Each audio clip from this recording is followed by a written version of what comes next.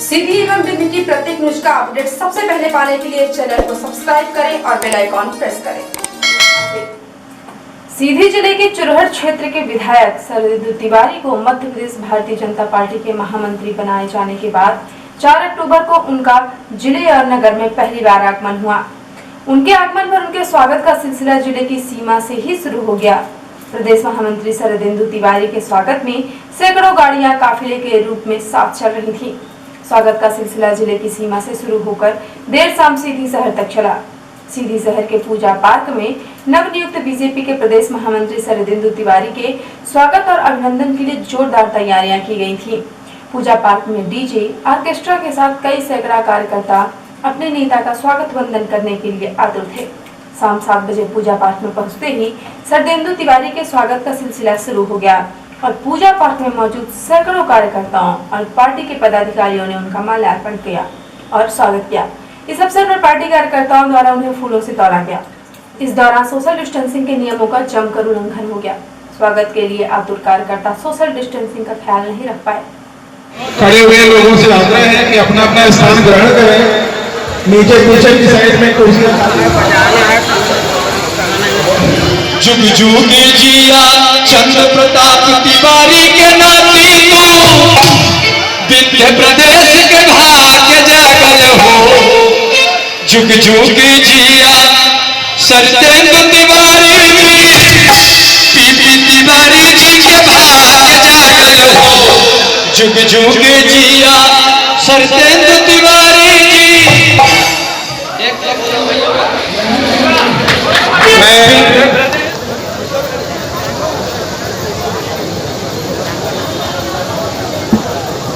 मैं सोलह नगर अध्यक्ष से आशा करता हूं कि माल्यार्पण से स्वागत करें आदरणीय प्रदेश महामंत्री जी का। सुदेश शुक्ला जी से आग्रह करता हूं। जिला पदाधिकारी मंच पर उपस्थित हैं। क्रमशः ओबी पुष्पेंद्र द्विवेदी जी से आदम सिंह जी से आग्रह है। कमला प्रसाद जी से आग्रह है कि माल्यार्पण से स्वागत करें। रविचंद्र परिवार जी से आग्रह है।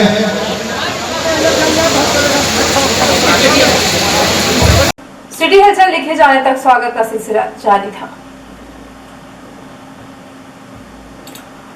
जिला टीकाकरण अधिकारी डॉक्टर नागेंद्र बिहारी दुबे के द्वारा जानकारी दी गई है कि देर शाम शनिवार को 3 लोग कोरोना पॉजिटिव पाए गए हैं, जिसमें से फीवर क्लिनिक जिला अस्पताल से 8, सियावन से 1, बिठौली से 2, सिमरिया से 4, कुल 15 तथा Rewa medical college virology lab से तत्काल में प्राप्त रिपोर्ट अनुसार 14 केस पॉजिटिव पाए गए हैं, जिनका विवरण करनाई सीधी से 1, मझौली से 1, कुमरिया से 1, टोंगा से 1, सपनीदान टोला से 1, झगरहा से 2, बरगवा से 1, देवघर से 1, कमला कॉलेज सीधी के पास से 2, सिमरिया से 2। इस प्रकार कुल 29 पॉजिटिव केस पाए गए थे। 4 अक्टूबर को जिला टीकाकरण अधिकारी डॉक्टर नागेंद्र बिहारी दुबे के द्वारा जानकारी दी गई है कि देर शाम रविवार तक में 3 लोग कोरोना पॉजिटिव पाए गए हैं। रैपिड एंटीजन किट द्वारा 82 टेस्ट किए गए हैं, जिसमें से फीवर क्लिनिक जिला अस्पताल से 3 पॉजिटिव पाए गए हैं। Rewa medical college virology lab से रिपोर्ट नहीं प्राप्त हुई है। उन्होंने बताया कि उक्त सभी पॉजिटिव केस को आइसोलेशन में भर्ती करने की तैयारी एवं कॉन्ट्रैक्ट ट्रेसिंग और कंटेनमेंट एरिया बनाने की कार्यवाही की जा रही है। अब जिले में कुल 961 लोग कोरोना से संक्रमित हो चुके हैं। अब तक 705 व्यक्तियों को स्वस्थ होने के बाद डिस्चार्ज किया जा चुका है। अब जिले में कुल एक्टिव केस 248 हो गए हैं। केंद्र की भाजपा सरकार द्वारा हाल ही में बनाए गए किसान विरोधी 3 काले कानून निरस्त करने की मांग को लेकर जिला कांग्रेस कमेटी सीधी द्वारा जिला अध्यक्ष रुद्र प्रताप सिंह बाबा के नेतृत्व में महामहिम राष्ट्रपति के नाम 10 सूत्रीय ज्ञापन जिला प्रशासन को सौंपा गया। इस अवसर पर मीडिया से चर्चा करते हुए जिला कांग्रेस के अध्यक्ष रुद्र प्रताप सिंह बाबा ने कहा कि मोदी सरकार ने देश के किसान, खेत और खलिहान के खिलाफ एक घिनौना षड्यंत्र किया है। उन्होंने कहा कि केंद्र की भाजपा सरकार 3 काले कानून के माध्यम से देश की हरित क्रांति को हराने की साजिश कर रही है। कांग्रेस अध्यक्ष ने कहा कि भाजपा सरकार द्वारा देश के अन्नदाता व भाग्य विधाता किसान तथा खेत मजदूर की मेहनत को चंद पूंजीपतियों के हाथों गिरवी रखने का षड्यंत्र किया जा रहा है। ज्ञापन सौंपने के दौरान पर मध्य प्रदेश कांग्रेस कमेटी के महामंत्री ज्ञान सिंह ने मोदी सरकार पर विपक्ष की आवाज दबाने का आरोप लगाते हुए कहा कि केंद्र सरकार संविधान को रौंद कर संसदीय प्रणाली को दरकिनार कर प्रजातंत्र को तार तार कर बहुमत के अहंकार में तानाशाही पूर्वक बगैर किसी चर्चा व मशवरा के संसद के अंदर कृषि से संबंधित 3 काले कानून पारित कर दिए हैं।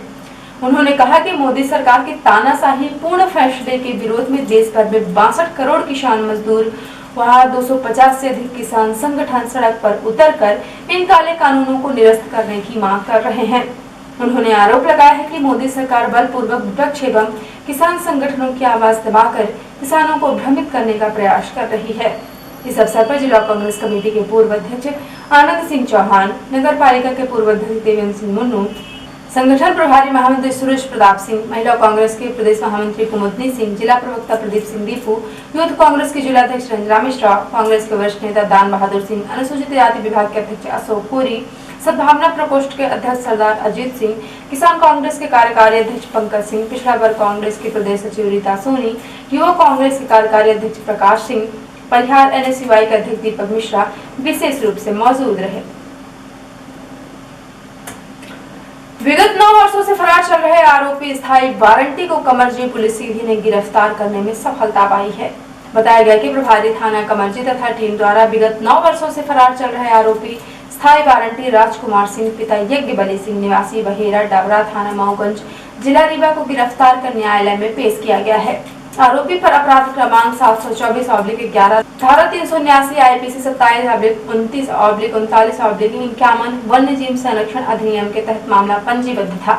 आरोपी को विरुद्ध माननीय न्यायालय द्वारा वर्ष 2011 में स्थायी वारंट जारी किया गया था, जिसमें आरोपी लगातार फरार चल रहा था, जिसे आज मुखबिर की सूचना से घेराबंदी कर गिरफ्तार किया गया। उक्त कार्यवाही में थाना प्रभारी कमरजी पवन सिंह, आरक्षक रण बहादुर, अंजनी अजय तथा विकी सिंह का महत्वपूर्ण योगदान रहा। सहायक संचालक मत्स्य उद्योग RN पटेल ने जानकारी देकर बताया है कि मत्स्य पालन विभाग भारत सरकार द्वारा हाल ही में एक फ्लैगशिप योजना प्रधानमंत्री मत्स्य संपदा योजना की शुरुआत की गई है।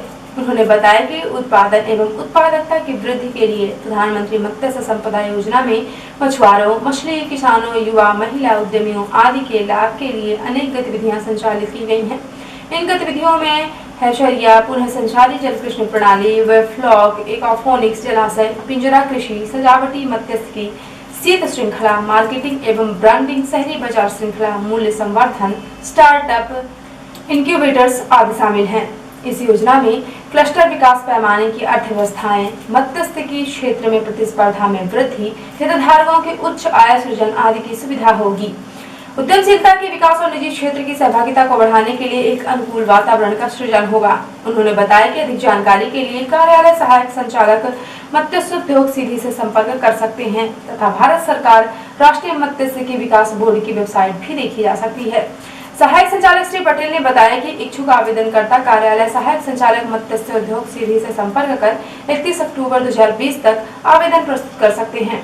संचालनालय मत्स्य उद्योग मध्य प्रदेश भोपाल द्वारा वर्ष 2021-22 के लिए वार्षिक कार्य योजना निश्चित समय सीमा में जिला स्तरीय कमेटी में अनुमोदित कराए जाने के निर्देश हैं। और अब से प्रादेशिक हलचल। कांग्रेस की चुनाव आयोग से 5 शिकायतें। मध्य प्रदेश की 5 विधानसभा सीटों पर शिवराज सरकार में मंत्री और भाजपा प्रत्याशी भ्रष्टाचार कर रहे हैं। कमलनाथ की सरकार बनाने के दावे पर विजय वर्गीय का तंज, बोले इस उम्र में नींद नहीं आती है तो सपने आते हैं। शिवराज दिल्ली में भाजपा में 3 सीटों पर पेश, सभी उम्मीदवारों के ऐलान को लेकर फिर मंथन शुरू। और भोपाल में बंधक बनाकर 40 साल के परिचित ने 20 साल की दलित लड़की से दुष्कर्म किया, दोस्त शराब पीकर पहरा देते रहे। और अब पैसा राष्ट्रीय हलचल। देश के स्वास्थ्य मंत्री बोले जुलाई 2021 तक देश के 25 करोड़ लोगों तक पहुंचेगी कोरोना वैक्सीन। पंजाब में कांग्रेस की खेती बचाओ यात्रा, राहुल ने कहा नए कृषि कानूनों से किसान खुश होते तो प्रदर्शन क्यों करते। बिहार में पूर्व राष्ट्रीय जनता दल नेता की हत्या, वारदात के पहले नेता ने तेजस्वी यादव पर टिकट के लिए 50 लाख रुपए मांगने का आरोप लगाया था। और बिहार चुनाव से पहले एनडीए में दरार, लोक जनशक्ति पार्टी नीतीश कुमार के नेतृत्व में विधानसभा चुनाव नहीं लड़ेगी। और अब इस प्रमुख हलचल। भारतीय जनता पार्टी के नवनियुक्त प्रदेश महामंत्री एवं चुनर विधायक सत्येंद्र तिवारी का प्रथम नगर आगमन पर जिला बीजेपी ने किया भव्य स्वागत।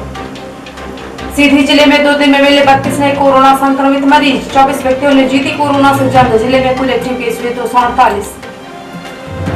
मोदी सरकार द्वारा बनाए गए किसान विरोधी काले कानून निरस्त करने जिला कांग्रेस ने राष्ट्रपति के नाम सौंपा ज्ञापन। वन अपराध में 9 वर्षों से फरार चल रहे आरोपी स्थायी वारंटी को कमरजी पुलिस सीधी ने किया गिरफ्तार। और प्रधानमंत्री मत्स्य संपदा योजना का लाभ लेने आवेदन की अंतिम तिथि 31 अक्टूबर तक। तो ये थे आज के प्रमुख हलचल। यदि आप न्यूज फेसबुक पर देखते हैं तो पेज को लाइक और फॉलो करें, और यूट्यूब पर देखते हैं तो चैनल को लाइक शेयर और सब्सक्राइब करना बिल्कुल ना भूलें। आप किसी भी न्यूज को तत्काल पढ़ने के लिए लॉग इन करें www.ntvindianews.com। सीधी एवं बिंदी के प्रत्येक न्यूज का अपडेट तुरंत अपने फोन पर पाना चाहते हैं तो आप प्ले स्टोर से हमारा app NTV India news download करें और जुड़े रहें अपने आसपास की समस्त गतिविधियों से NTV इंडिया न्यूज के साथ। नमस्कार।